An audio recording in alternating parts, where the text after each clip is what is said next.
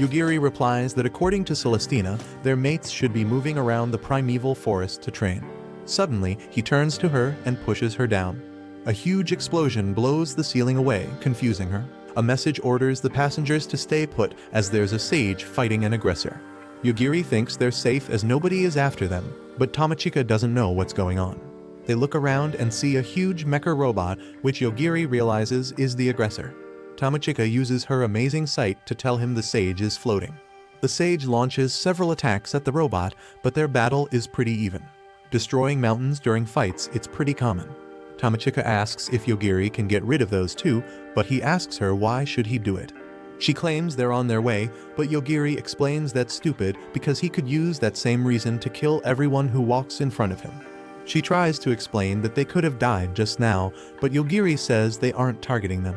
He reveals that he has some rules to use his power, otherwise he would simply kill everyone who annoys him.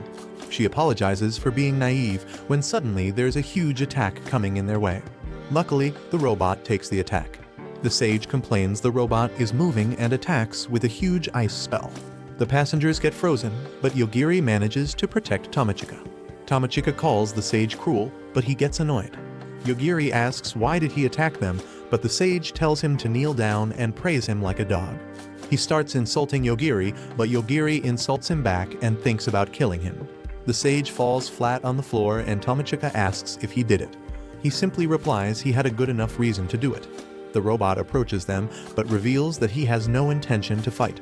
The robot wants to negotiate with Yogiri, promising to give him anything he wants. Tomochika realizes the robot is afraid of Yogiri, but our boy asks if there's a way to return to their world. The robot mentions he knows a way to return to the world where he came from, not where they came. Yogiri asks if the robot can take them there, but the robot refuses because his entire being is not in this world. Plus, the robot refuses to bring someone as dangerous as Yogiri to his world.